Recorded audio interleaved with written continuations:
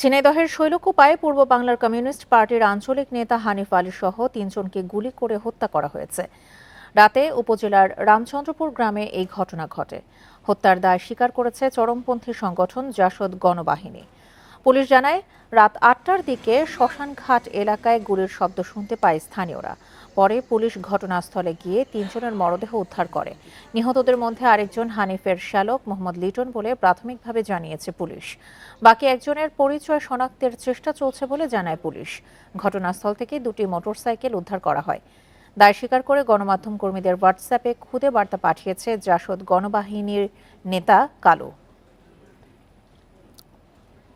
3টা ফায়ার হয়েছে শ্মশানে, তো আমরা এসে 5-6টা গাড়ি নিয়ে আসলাম।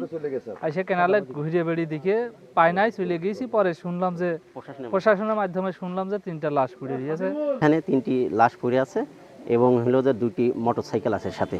3টা লাশ আছে, 3টা লাশেরই গুলি করছে, সেটা আমরা দেখতে পাচ্ছি। একটার মাথায় গুলি করছে, বুকে গুলি করছে, 3টারই গুলি করে মারছে। মহাসড়কে চলন্ত বাসে ডাকাতি ও শ্লীলতাহানির ঘটনায় 3 জনকে গ্রেপ্তার করেছে পুলিশ। শুক্রবার রাতে সাভার এলাকা থেকে তাদের গ্রেপ্তার করা হয়। তাদের কাছ থেকে 3টি মোবাইল ফোন, একটি ধারালো অস্ত্র ও 29,370 টাকা উদ্ধার করা হয়। তারা সবাই আন্তঃজেলার ডাকাত দলের সদস্য। গ্রেপ্তারকৃতরা হল মানিকগঞ্জের মোহিত, শরীয়তপুরের সবুজ এবং ঢাকার শরীফ। বেলা 11:30টায় টাঙ্গাইলে জেলা পুলিশ সুপার মোহাম্মদ মিজানুর রহমান সংবাদ সম্মেলনে এসব তথ্য জানান। পরে বলেন, অপর আসামিদের গ্রেপ্তারে অভিযান অব্যাহত রয়েছে। এর আগে বৃহস্পতিবার রাতে ওমর আলী নামে এক বাস যাত্রী বাদী হয়ে মির্জাপুর থানায় মামলা দায়ের করেন। মহাসড়ক বাস ডাকাতির 3 জন সক্রিয় সদস্য মুহিত, সবুজ এবং শরীফুজ্জামানকে আমরা গ্রেপ্তার করতে সক্ষম হয়েছি। এই ঘটনায় তারা প্রাথমিকভাবে স্বীকার করেছে এবং এই ঘটনার সাথে আরো কয়েকজন তাদের সাথে ছিল। আমরা সেই বিষয়গুলো নিয়ে তদন্ত করছি এবং আশা করছি খুব শিগগিরই। বাসে ডাকাতি ও শ্লীলতাহানির মামলা তদন্ত নিয়ে আরো জানাতে টাঙ্গাইল থেকে যোগ দিচ্ছেন সহকর্মী মামুনুর রহমান। মামুনুর, এখন পর্যন্ত 3 জনকে আটক করা হলেও বাকিদের ধরতে অভিযান চলছে। সবশেষ কি তথ্য জানিয়েছে পুলিশ? 3 জনকে গ্রেপ্তার এবং বাকি যারা রয়েছে তাদেরকে গ্রেপ্তারের অভিযান কিন্তু চলছে। আমি এখন দাঁড়িয়ে আছি Tangail chief judicial magistrate court আদালতে। এখানে এই আদালতে কিছুক্ষণ আগে গ্রেপ্তারকৃত 3 জনকে নিয়ে আসা হয়েছে এবং পুলিশের পক্ষ থেকে যেটা জানানো হয়েছে, পুলিশ বলতে আমি টাঙ্গাইলের পুলিশ সুপার সরকার মোহাম্মদ মিজানুর রহমানের সাথে কথা বলে যেটা জানতে পেরেছি যে পুলিশের পক্ষ থেকে 5 দিনের রিমান্ড চাওয়া হবে এবং আদালত যে কয়েকদিন রিমান্ড দেয় সেই অনুযায়ী পরবর্তী পদক্ষেপ তারা নেবে। এই হচ্ছে আদালতের কার্যক্রমের বিষয়। এর সাথে যদি যোগ করি, পুলিশ সুপার যেটা বলছে যে এই গাড়িতে যে নারী যাত্রী ছিল তাদের শ্লীলতাহানি এবং ধর্ষণ নিয়ে কি কথা উঠেছে। তিনি আমাকে যেটা বিকালবেলায় নিশ্চিত করেছেন যে এই গাড়িতে 7 থেকে 8 জন নারী যাত্রী ছিল বলে তিনি জানতে পেরেছেন। এর ভিতরে অন্তত 4 জনের সাথে পুলিশের কথা হয়েছে। তার ভিতরে 2 জনের শরীর থেকে রূপার অলংকার ছিনিয়ে নিয়েছে এবং সেখানে কোনো ধর্ষণের ঘটনা ঘটেনি বলে সেই 4 জন পুলিশকে জানিয়েছে। আমি পুলিশ সুপার মোহাম্মদ মিজানুর রহমানের বরাত দিয়ে এই কথাটি বলছি। আর এই মামলার যিনি বাদী হয়েছে ওমর আলী, তার সাথে কালকে যখন আমরা গণমাধ্যম কর্মীরা কথা বলেছিলাম সেখানেও সে শ্লীলতাহানির কথাই বলেছে, ধর্ষণের কথা বলেনি। এই হচ্ছে শ্লীলতাহানি এবং ধর্ষণের যে বিষয়টি উঠে এসেছে সেটা। এর সাথে যদি যোগ করি, পুলিশ সুপার যেটা বলছে যে সাদা পুলিশ এবং পোশাকধারী পুলিশের বেশ কয়েকটি টিম কিন্তু এখনো কাজ করছে। তারা দেশের বিভিন্ন জায়গায়, আপনি জানেন যে আন্তঃজেলা ডাকাত দলে যে 3 জন সদস্যকে গ্রেপ্তার করা হয়েছে তাদের একজনের বাড়ি মানিকগঞ্জ, একজনের বাড়ি ঢাকার সাভার এবং আরেকজন বাড়ি শরীয়তপুর। এবং সাভারের যিনি, ঢাকার যিনি, তিনি কিন্তু এর ছাড়াও আরো কয়েকটি ডাকাতি মামলার সাথে জড়িত। তেমন তথ্য তারা জানতে পেরেছে। সিরাজগঞ্জের উল্লাপাড়া এবং সাভারে আরো 2টি ডাকাতির ঘটনায় কিন্তু এই মুহিতের বিরুদ্ধে, শহীদুল ইসলাম মুহিতের বিরুদ্ধে অভিযোগ রয়েছে। তো পুলিশ যেটা বলছে যে এরা দীর্ঘদিন যাবতীয় ডাকাতি করেছে এবং তারা সংঘবদ্ধ ডাকাত। তাদের কাছ থেকে গ্রেপ্তারকৃত 3 জনের কাছ থেকে যে তথ্য পেয়েছে সেই তথ্যপাত্র বিশ্লেষণ করে বাকি যারা সংশ্লিষ্ট রয়েছে তাদেরকে গ্রেপ্তার করার চেষ্টা করছে। এ হচ্ছে আমার কাছে টাঙ্গাইল থেকে মহাসড়কে বাসের ডাকাতির সর্বশেষ। টাঙ্গাইল থেকে জানাচ্ছিলেন সহকর্মী মামুনুর রহমান। রাজনৈতিক দলগুলোকে চাঁদাবাজি ও দখলবাজি বন্ধের আহ্বান জানিয়েছেন জামায়াতের আমির ডাক্তার শফিকুর রহমান। তার দাবি, ইসলামিক দলগুলোর কেউ জুলুম ও চাঁদাবাজির সঙ্গে জড়িত নয়। সকালে লক্ষ্মীপুর আদর্শ সামাদ সরকারি উচ্চ বিদ্যালয়ে এক সভায় এসব কথা বলেন তিনি। দীর্ঘ ২৮ বছর পর লক্ষ্মীপুরে খোলা মাঠে সমাবেশের আয়োজন করে জামায়াতে ইসলামী। সমাবেশকে ঘিরে সকাল থেকে জেলার বিভিন্ন স্থান থেকে আদর্শ সামাদ সরকারি উচ্চ বিদ্যালয় মাঠ প্রাঙ্গণে আসতে থাকেন নেতাকর্মীরা। সমাবেশে প্রধান অতিথি হিসেবে উপস্থিত হন জামায়াতে ইসলামের আমির ডাক্তার শফিকুর রহমান। তিনি নতুন প্রজন্মের কাছে কৃতজ্ঞতা জানান। বলেন, তারা বুকে তাজা রক্ত দিয়েছিল বলেই দেশ দ্বিতীয়বার স্বাধীন হয়েছে। নতুন প্রজন্মের ভয়ে দেশ থেকে পালিয়ে গেছে স্বৈরাচার। জালিমদের হাতে এইভাবে যুগে যুগে যারা দুনিয়া থেকে বিদায় নিয়েছেন, আমি তাদেরকে গভীর শ্রদ্ধার সাথে স্মরণ করছি। মহান রবের দরবারে দোয়া করছি, আল্লাহ যেন তাদেরকে শহীদ হিসাবে কবুল করে। সমাবেশ থেকে তিনি সবার প্রতি চাঁদাবাজি বন্ধের আহ্বান জানান। তোমাদের যদি খাওয়ার অভাব হয়, আমরা আশ্বস্ত করছি, এই সমস্ত মানুষগুলা মিলে আল্লাহ আমাদেরকে যে নিয়ামত এবং রিজেক্ট দিয়েছেন, আমরা ভাগ বাটোয়ারা করে খাবো।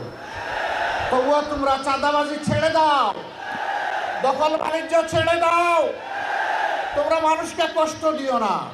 সমাবেশে আগামী জাতীয় নির্বাচনের আগে স্থানীয় সরকার নির্বাচন আয়োজনের দাবি জানান জামায়াতে ইসলামীর নেতাকর্মীরা।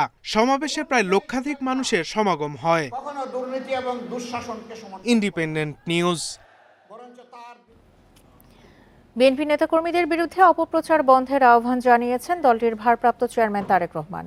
তার দাবি, দলের কেউ অপরাধ করলেই তার বিরুদ্ধে তাৎক্ষণিক ব্যবস্থা নেওয়া হচ্ছে। এমন নজির অন্য দলে নেই। দুপুরে যশোর জেলা বিএনপির দ্বিবার্ষিক সম্মেলনে দেয়া ভার্চুয়ালি ভাষণে এসব কথা বলেন তারেক রহমান। ১৬ বছর পর যশোর জেলা বিএনপির দ্বিবার্ষিক সম্মেলন।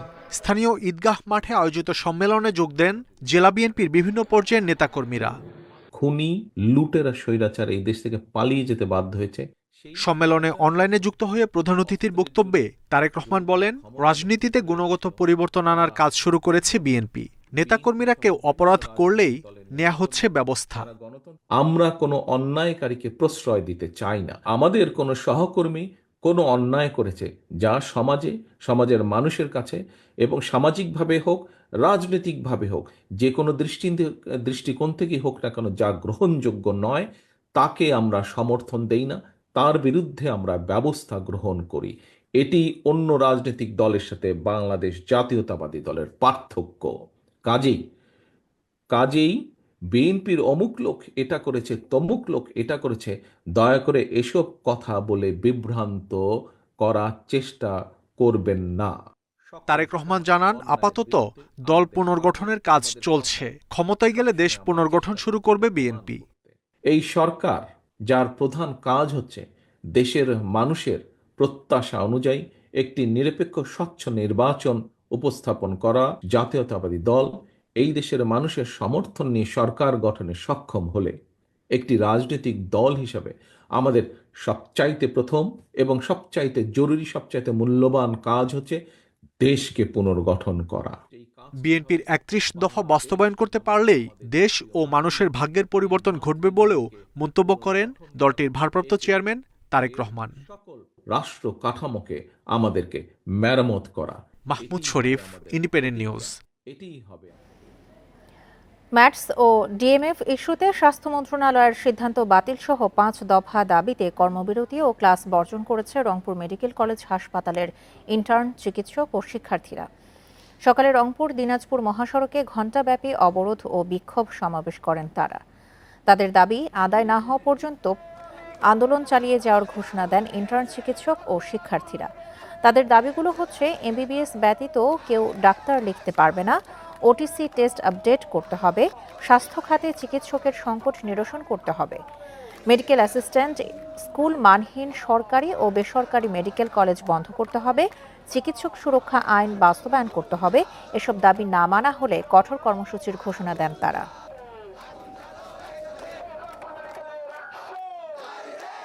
প্রথমত এমবিবিএস এবং বিডিএস ব্যতীত অন্য কেউ যাতে ডাক্তার পদবি ব্যবহার করতে না পারে। ওদের চেয়ে আমাদের ডিফারেন্স 2 বছর। আগে ওদের ছিল হচ্ছে 30 বছর, আমাদের ছিল 32 বছর বিএসএস বয়স সীমা। এখন ওদের 32 হয়েছে, তাহলে আমাদের 34 হবে। আমরা আমাদের 34 করে আমাদের সরাসরি 6ষ্ঠ গ্রেডে নিয়োগ দিতে হবে। অ্যান্টিবায়োটিক রেজিস্ট্যান্স অনেক পরিমাণে বেড়ে গেছে এবং তার জন্য মূলত দায়ী হলো ডিএমএফরা। তার কারণ তারা একটু জ্বর হলেই, একটু কাশি হলেই অ্যান্টিবায়োটিক দিয়ে দেয়, যার ফলে দেখা যাচ্ছে যে 3rd জেনারেশন 4th জেনারেশন পর্যন্ত রেজিস্ট্যান্স হয়ে গেছে। জাতীয় নির্বাচনের আগে স্থানীয় সরকার নির্বাচনের চেষ্টা করলে জনগণ মেনে নেবে না বলে মন্তব্য করেছেন বিএনপির vice president advocate Mohammad Zainul Abedin. দুপুরে ঝালকাঠির সরকারি বালক উচ্চ বিদ্যালয় মাঠে জনসভায় কথা বলেন তিনি। দ্রুত জাতীয় নির্বাচনের দাবি জানান তিনি। রাষ্ট্র কাঠামো মেরামতের 31 দফা বাস্তবায়ন, নিত্য প্রয়োজনীয় দ্রব্যমূল্য সহনীয় পর্যায়ে রাখা, আইনশৃঙ্খলা পরিস্থিতির উন্নতি ও ফ্যাসিবাদের ষড়যন্ত্র মোকাবেলার দাবিতে এই জনসভা অনুষ্ঠিত হয়।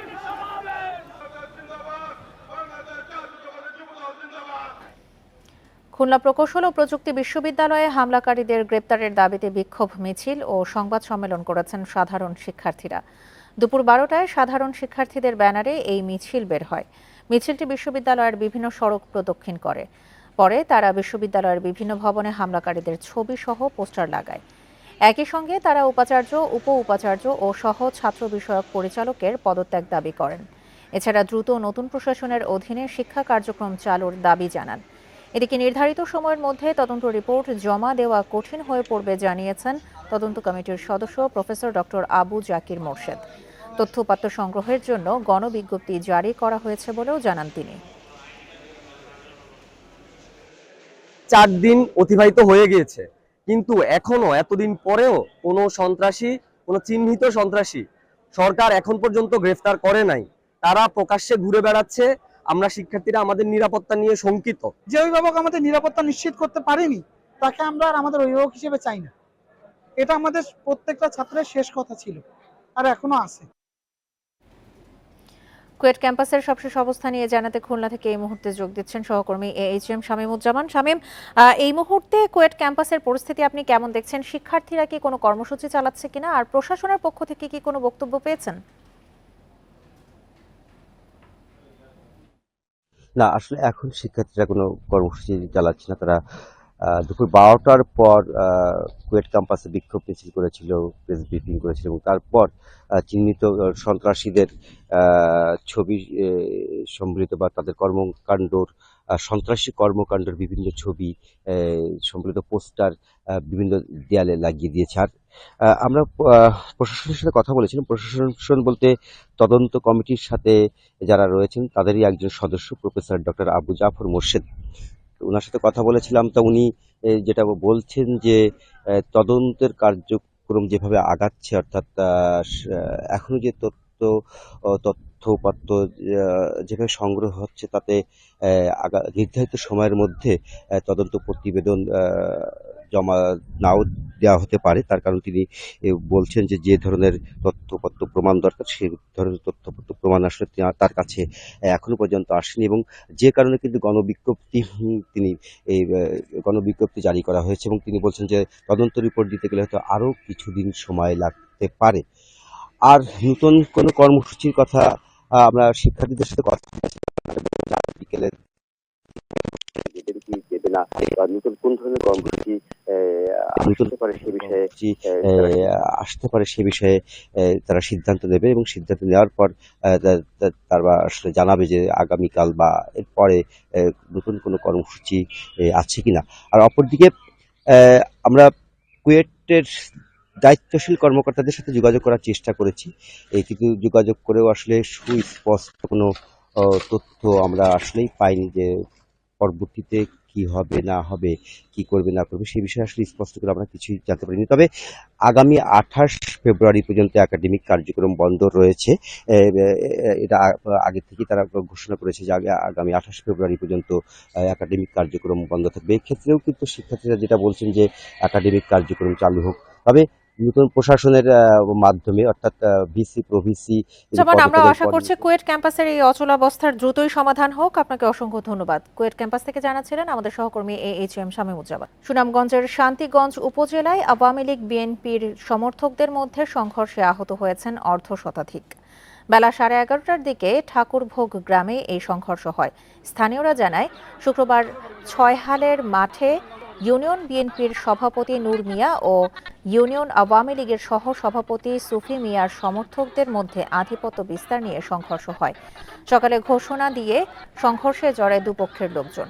ঘণ্টাব্যাপী সংঘর্ষে দুপক্ষের অর্ধশতাধিক লোক আহত হয়েছেন। আহতদের সুনামগঞ্জ সদর হাসপাতাল ও সিলেট এমএজি ওসমানী মেডিকেলে ভর্তি করা হয়। পরে ঘটনাস্থলে পুলিশ মোতায়েন করা হয়। পরিস্থিতি এখন শান্ত রয়েছে।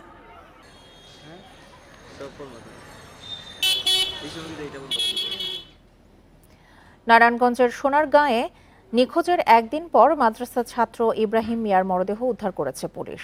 সকালে জয়রামপুর গ্রামে নিজ বাড়ির পাশে লিচু বাগান থেকে মরদেহ উদ্ধার করা হয়। নিহতের বাবা জানান, শুক্রবার বিকেলে নিখোঁজ হওয়ার পর বিভিন্ন স্থানে খোঁজাখুঁজির পর সকালে বাড়ির পাশে লিচু বাগানে মরদেহ পাওয়া যায়। হত্যার সাথে জড়িতদের দৃষ্টান্তমূলক শাস্তির দাবি করেন তিনি। পুলিশ জানায়, মরদেহ উদ্ধার করে ময়নাতদন্তের জন্য নারায়ণগঞ্জ জেনারেল হাসপাতালের মর্গে পাঠানো হয়েছে। হত্যার সাথে জড়িতদের শনাক্ত ও গ্রেপ্তারে পুলিশের অভিযান চলছে।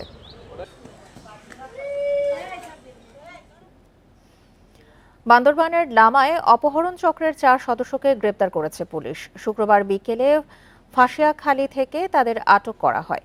দুপুরে সংবাদ সম্মেলনে এই তথ্য দেন পুলিশ সুপার শহীদুল্লাহ কায়সার।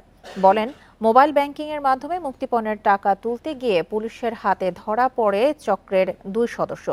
পরে তাদের দেয়া তথ্যের ভিত্তিতে আরও 2 জনকে আটক করা হয়। প্রাথমিক জিজ্ঞাসাবাদে তারা অপহরণের কথা স্বীকার করেছে। গ্রেপ্তারকৃতরা রাবার বাগানের শ্রমিক ছিল। সিমন ত্রিপুরা ও জ্যাকসন ত্রিপুরা নামে দুজন বন্ধুদের প্ররোচনায় পড়ে শ্রমিকের কাজ ছেড়ে সন্ত্রাসী কর্মকাণ্ডে জড়িয়ে পড়ে। অপহরণ চক্রটি দীর্ঘদিন ধরে লামার বিভিন্ন স্থান থেকে শ্রমিকদের অপহরণ করে মোটা অঙ্কের মুক্তিপণ আদায় করত। গেল 1 মাসেই তারা 41 জন শ্রমিককে অপহরণ করেছে। সরাই এবং ফাঁসিয়াখালীতে যে ঘটনাটা ঘটেছে, অপহরণ এবং মুক্তিপণ, তারা ওখানে কিভাবে চেনে, how they well known this area, তখন তারা বলে যে ওখানে তাদের কয়েকজন সদস্য পূর্বে ওই রাবার বাগান এবং তামাক বাগানে তারা কাজ করত। পিরোজপুরে রাতের আঁধারে অগণতান্ত্রিকভাবে মঠবাড়িয়া বাজার বণিক সমিতির কার্যনির্বাহী কমিটি গঠন করার প্রতিবাদে মানববন্ধন করেছেন বাজারের ব্যবসায়ীরা। সকাল 10টায় মঠবাড়িয়া পৌরসভার সামনে বাজারের সর্বস্তরের ব্যবসায়ীদের ব্যানারে মানববন্ধন করা হয়। ঘণ্টাব্যাপী মানববন্ধনে বক্তারা বলেন, সম্পূর্ণ অগণতান্ত্রিক প্রক্রিয়ায় রাতের আঁধারে মঠবাড়িয়া বাজার বণিক সমিতির একটি কার্যনির্বাহী কমিটি ঘোষণা করা হয়েছে, যেখানে ব্যবসায়ীদের বাদ দিয়ে বাইরের লোক নিয়ে কমিটি গঠন করা হয়েছে বলে অভিযোগ তাদের। অগণতান্ত্রিক একতরফাভাবে ঘোষণা দেওয়া কমিটিকে বাদ দিয়ে একটি সুষ্ঠু সুন্দর নির্বাচনের মাধ্যমে কার্যনির্বাহী কমিটি গঠনের দাবি জানান তারা। অন্ধকারে একটা কমিটি করেছেন এবং এই কমিটি অবৈধ। আমরা চাই সুন্দর সুষ্ঠু গণতান্ত্রিক হতে ভোটের মাধ্যমে একটা নির্বাচিত কমিটি হোক। জায়গায় এত বড় কমিটি গঠিত হয়েছে, তাই আমি সর্বক্ষণ জনগণের মতামত নিয়ে আমি এদেরকে অবৈধ কমিটি হিসেবে ঘোষণা করিলাম। সুনামগঞ্জের মধ্যনগরে যুবলীগ নেতাকে গ্রেপ্তারে মুখোমুখি অবস্থানে রয়েছে বিএনপির 2 পক্ষ। সংঘর্ষের আশঙ্কায় 144 ধারা জারি করেছে মধ্যনগর উপজেলা প্রশাসন। শুক্রবার রাত 12টা থেকে অনির্দিষ্টকালের জন্য 144 ধারা জারি করেন মধ্যনগর উপজেলা নির্বাহী কর্মকর্তা উজ্জ্বল রায়। শুক্রবার সন্ধ্যায় বিশেষ অভিযান পরিচালনা করে উপজেলা বংশীকুণ্ডা ইউনিয়নের 9 নং ওয়ার্ড যুবলীগের সহ সভাপতি মিজানুর রহমান মিজানকে গ্রেপ্তার করা হয়। তাকে বিএনপিপন্থী লোক বলে দাবি করেন উপজেলা যুবদলের একাংশ।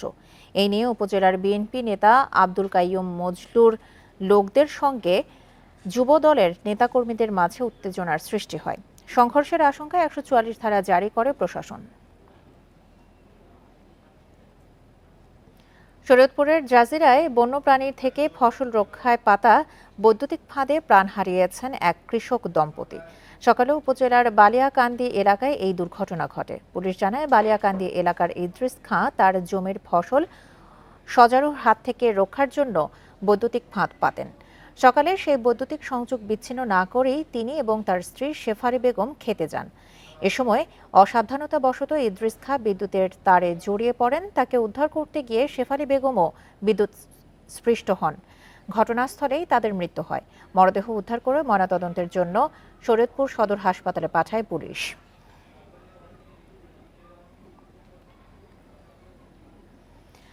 ফেনীতে বন্যায় ক্ষতিগ্রস্তদের কাছে নবনির্মিত ৮৫টি ঘর হস্তান্তর করেছে বাংলাদেশ নৌবাহিনী। শনিবার চট্টগ্রাম নৌ অঞ্চলের প্রধান বন্যায় ঘরহারা পরিবারের কাছে এসব ঘর হস্তান্তর করেন। নতুন ঘর পাওয়ায় খুশি বন্যায় ক্ষতিগ্রস্তরা। ভয়াবহ বন্যায় জীবন বাঁচাতে স্ত্রী ছেলে মেয়ে সহ আশ্রয় নিয়ে এক সপ্তাহ ছিলেন পাশের মসজিদে। বন্যার পানিতে কাঁচা ঘর ধসে যাওয়ায় পরবর্তী ৩ মাস কেটেছে এক ভাইয়ের আশ্রয়ে। গত আগস্টের বন্যায় নিজের একমাত্র ঘরটি পানিতে বিলীন হওয়ার পর প্রতিটি দিন কেটেছে অনিশ্চয়তায়। নতুন ঘর পেয়ে এখন যেন জীবনের দিশা খুঁজে পেয়েছেন ৫৭ বছর বয়সী আবুল বশর। আল্লাহর হুকুম হয়েছে, তাদের মনে দয়া হয়েছে, তাদের মনে আল্লাহ রহমত নাজিল করছে, তাদের অনেক পরিশ্রমে অনেক কষ্টের বিনিময়ে মানে মাথা ঘোষাবার জন্য একটা ঘর করে দিচ্ছে। আবুল বশরের মতো আরও অনেক পরিবার খুশি। সর্বস্ব হারানো পরিবারগুলো এখন নতুন ঘরে নতুন করে সংসার সাজিয়ে নিচ্ছেন। বাংলাদেশ নৌবাহিনীর পক্ষ থেকে একটা ঘর পাইলাম যে আমার উপকারটা হইলো বা আমিও খুশি হইলাম। একবার মাথা গুঞ্জাইবারটা একটু খাই গেছে। দেশের বন্যাপ্রবণ এলাকায় বসবাস উপযোগী এসব ঘর স্বাভাবিক ঘরের চেয়ে বেশ উঁচু। জেলার ফুলগাজী ও সদর উপজেলার ৮৫টি পরিবারকে দেওয়া হয়েছে এসব ঘর। একই সাথে দেওয়া হয়েছে বিদ্যুৎ সংযোগও। নৌবাহিনী থেকে বলা হয় আগামী দিনেও নৌবাহিনীর পক্ষ থেকে বিভিন্ন মানবিক সহায়তা অব্যাহত থাকবে। এই বাড়িগুলো বাংলাদেশের মুন্সিগঞ্জ এলাকার বন্যাপ্রবণ এলাকায় খুবই উপযোগী হিসাবে দীর্ঘদিন যাবৎ ব্যবহৃত হয়ে আসছে। এই বাড়িগুলো ১.৫ তলা বিশিষ্ট। এতে করে বিগত আকস্মিক বন্যার মতো হঠাৎ যদি প্লাবন আসে আপনারা পরিবার পরিজন নিয়ে নিজ বাড়িতেই অবস্থান করতে পারবেন ইনশাআল্লাহ। গত আগস্টে ফেনীতে ভয়াবহ বন্যায় সম্পূর্ণভাবে বিলীন হয়েছে ১৭০০ ঘর। এছাড়া আংশিক ক্ষতিগ্রস্ত হয় ৬৫০০ ঘরবাড়ি। গত বছর ফেনীতে ভয়াবহ বন্যায় সর্বস্ব হারানোর মানুষগুলো মাথা গোঁজার ঠাঁই হয়েছে নৌবাহিনীর কল্যাণে। এখন তাদের সামনে সবচেয়ে বড় চ্যালেঞ্জ তাদের জীবিকা এবং ক্ষুদ্র ব্যবসায়ীদের মূলধন ফিরে পাওয়া। অনুপম শীল, ইন্ডিপেন্ডেন্ট নিউজ, ফেনী। রমজানে নিত্যপণ্যের বাজারে কারসাজি ও কৃত্রিম সংকট রোধ, গ্যাস, বিদ্যুৎ, পানিসহ জ্বালানি নিরাপত্তা নিশ্চিতের দাবিতে চট্টগ্রামে নাগরিক পদযাত্রা করেছে consumers association of Bangladesh cab. দুপুরে নগরের চকবাজারে অলি খাঁ মসজিদের সামনে থেকে প্রেসক্লাব অভিমুখে এই পদযাত্রা অনুষ্ঠিত হয়। আসন্ন রমজানে যাতে লোডশেডিং সহনীয় পর্যায়ে থাকে এজন্য সরকারের প্রতি অনুরোধ জানানো হয়। সমাবেশে ক্যাব সদস্যরা সহ বিভিন্ন শ্রেণী পেশার মানুষ অংশ নেন। এ সময় নামমাত্র অভিযান না চালিয়ে সিন্ডিকেট ভাঙতে প্রশাসনকে কঠোরভাবে মাঠে নামার আহ্বান জানান ক্যাবের কেন্দ্রীয় সহ সভাপতি। অসাধু ব্যবসায়ীরা যখন সংকট তৈরি করে তখন আমাদের প্রশাসন মানবিক হয়ে যায়, তাদের জন্য মায়া কান্না শুরু হয়ে যায়। এই মায়া কান্না শুরু করে 18 কোটি মানুষের পকেট কিন্তু ছিন্ন ভিন্ন হয়ে যাচ্ছে। মানুষ কষ্টে আছে এবং এই কষ্টে থাকার বিষয়টি সরকারের আইন প্রয়োগকারী সংস্থা, সরকারের গোয়েন্দা সংস্থাও কিন্তু সরকারের যারা নীতি নির্ধারক তাদের কাছে পৌঁছায় না। ভর্তিসহ সামগ্রিক কার্যক্রম নিয়ে ভর্তিচ্ছুর শিক্ষার্থী ও অভিভাবকদের জন্য চট্টগ্রামে এশিয়ান ইউনিভার্সিটি ফর উইমেন বিশ্ববিদ্যালয়ে শুরু হয়েছে ওপেন হাউস প্রোগ্রাম। সকালে দামপাড়া ক্যাম্পাসে এই অনুষ্ঠান শুরু হয়। আয়োজনে শিক্ষার্থী ও অভিভাবকরা অংশ নিয়ে বিশ্ববিদ্যালয় সম্পর্কে তথ্য সংগ্রহ করেন, যেখানে ভর্তির আবেদন থেকে শুরু করে বিশ্ববিদ্যালয়ের অনুষদ এবং বিষয় সম্পর্কে ধারণা পাচ্ছেন বলে জানান শিক্ষার্থী ও অভিভাবকরা।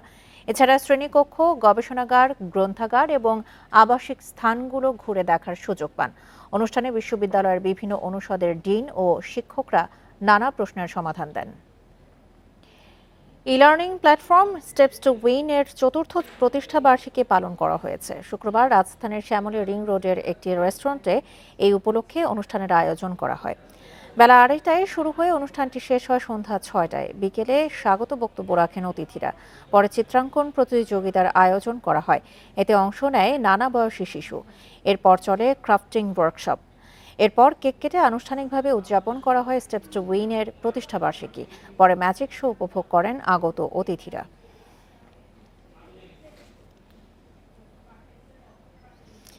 সারা দেশে চায়ের উৎপাদন কমেছে 10 মিলিয়ন কেজি। সংশ্লিষ্টরা বলছেন, শ্রমিক আন্দোলনে 2 মাস এনটিসির চা বাগান বন্ধ ও রোগবালাই অন্যতম কারণ। তবে উৎপাদন কম হলেও বাজারে চায়ের সংকট হবে না বলে মনে করেন বাগান মালিক ও বোর্ড কর্মকর্তারা।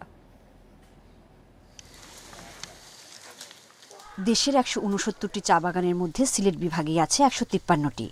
কিন্তু নানা সংকটে এবার চায়ের উৎপাদন লক্ষ্যমাত্রা পূরণ হয়নি। চায়ের উৎপাদন কমেছে 10 মিলিয়ন কেজি। চায়ের দাম কম থাকায় লোকসানে পড়ে বাগান মালিকরা আগ্রহ হারাচ্ছেন। আর এই সুযোগে বাজার দখল করছে চোরাই পথে আসা ভারতীয় চা। পর্যায়ক্রমে বৃষ্টি, অনাবৃষ্টি, অতিরিক্ত বৃষ্টি, বৈরী আবহাওয়া এবং ওই যে রোগবালাইয়ের কারণে চায়ের শিল্পটার আমরা সিজনে পাতা উঠাইতে পাই নাই, বিভিন্ন কারণে দোষ নেমে গেছে। বাগান মালিকরা বলছেন, রপ্তানির সুযোগ না থাকায় মিলছে না চায়ের ন্যায্য দাম। বিদ্যুৎ, গ্যাস সংকট ও উচ্চ ব্যাংক সুদ হারের কারণেও পেছাচ্ছে এই খাত। প্রায় 9-10 মিলিয়ন চা এক্সেস হচ্ছে। এটা যদি আমরা এক্সপোর্ট করতে না পারি তাইলে আমরা আরও পিছাই যাব। যে কোনো মূল্যে এটা এক্সপোর্টের ব্যবস্থা করতে হবে। চা বোর্ডের কর্মকর্তারা বলছেন, গত বছরের তুলনায় এবার উৎপাদন কমলে বড় সংকট হবে না। কৃষি পণ্য হিসেবে বিবেচনা করা হয় তাহলে আমরা মনে করেন লো রেট অফ ইন্টারেস্টে আমরা লোন পাই। এর জন্য আমাদের দিক থেকে আমরা 100% চেষ্টা করছি। আমরা ইতিমধ্যে মন্ত্রণালয়ে চিঠি দিয়েছি। বিনিয়োগ বৃদ্ধি, কারখানার উন্নয়ন ও সরকারি সহায়তা পেলে অর্থনীতিতে বড় ভূমিকা রাখতে পারবে দেশের চা শিল্প। Independent news.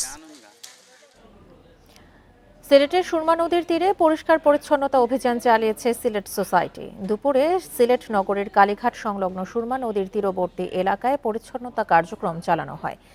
পরিষ্কার পরিচ্ছন্নতা অভিযানে সংগঠনটির উপদেষ্টা, সভাপতি, সাধারণ সম্পাদক সহ সিলেটের পরিবেশবিদরা অংশ নেন।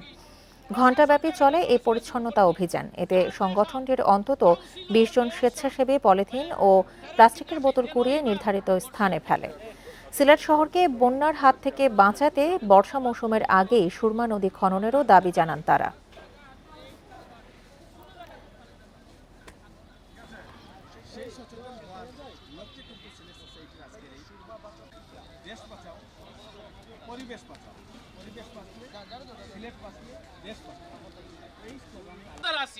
আমরা সজাগ হওয়ার লাগি প্রশাসন যারা এটা লড়াচড়া শুরু করছি, যার দেখাম কাউন্সিলর, মেয়র সাহেব বা তারার কিতা খাই যেন এবার বর্ষা। আন্তর্জাতিক মাতৃভাষা দিবস উপলক্ষে রাঙামাটিতে চাকমা ভাষা লেখা, পড়া ও আবৃত্তি প্রতিযোগিতা অনুষ্ঠিত হয়েছে। শুক্রবার বিকেলে জেলা শিল্পকলা একাডেমিতে স্বেচ্ছাসেবী সংগঠন রিডিস উদম এই ব্যতিক্রমী অনুষ্ঠানের আয়োজন করে। প্রতিযোগিতায় চাকমা ভাষাভাষী 40 জন বিভিন্ন বিশ্ববিদ্যালয় পড়ুয়া শিক্ষার্থী অংশ নেয়। ব্যতিক্রমী এই আয়োজনে অংশ নিয়ে খুশি তারা। আয়োজকরা জানান, চাকমা জাতিগোষ্ঠীর মানুষ মুখে চাকমা ভাষায় কথা বললেও চর্চার অভাবে নিজস্ব বর্ণমালায় লিখতে ও পড়তে পারে না। চাকমা ভাষা ও সংস্কৃতি সুরক্ষায় এই আয়োজন বলে জানায় আয়োজকরা। প্রতিযোগিতা শেষে সাংস্কৃতিক অনুষ্ঠানের আয়োজন করা হয়।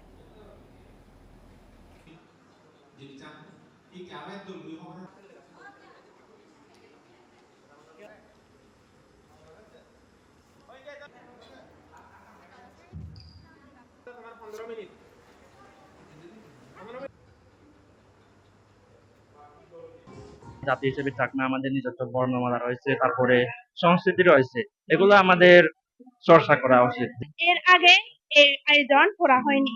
আমরা এই ভাষা সারা পৃথিবীতে ছড়িয়ে দিতে চাই। আমরা লক্ষ্য করছি যে আমাদের চাকমারা নিজস্ব যে বর্ণমালা অনেকেই জানে না। এই ধারণা থেকে আমাদের এই সংগঠনের পথ চলা, কাজ করা। তারুণ্যের উৎসব উপলক্ষে ধামরাইয়ে মিনি ম্যারাথন প্রতিযোগিতা অনুষ্ঠিত হয়েছে। সকালে ধামরাই উপজেলা প্রশাসন ম্যারাথনের আয়োজন করে। এসো দেশ বদলাই, পৃথিবী বদলাই স্লোগানে নতুন বাংলাদেশ গড়ার লক্ষ্যে এ প্রতিযোগিতার আয়োজন করা হয়। এতে প্রায় 200 প্রতিযোগী অংশ নেন। প্রতিযোগীরা ধামরাই উপজেলা চত্বর থেকে 40 মিনিট সময়ে প্রায় 4 কিলোমিটার পথ শেষ করে পুনরায় উপজেলা চত্বরে এসে দৌড় শেষ করেন। এ সময়ে প্রথম 10 জনকে বিজয়ী ঘোষণা করা হয়। পরে তাদের সনদ, মেডেল প্রদান করা হয়। আরো কিছু পুরস্কার আছে আপনাদের সেরা 10 জনকে। 1000 টাকা। এই টাকায় মূল বিষয় না। আর এই ছিল এখনকার মতো সমগ্র বাংলাদেশে ইন্ডিপেন্ডেন্ট টেলিভিশনের সব খবর আরও বিস্তারিত জানতে চোখ রাখুন ফেসবুক, ইউটিউব এবং এক্সে। ধন্যবাদ সবাইকে। আমন্ত্রণ পরের আয়োজনে।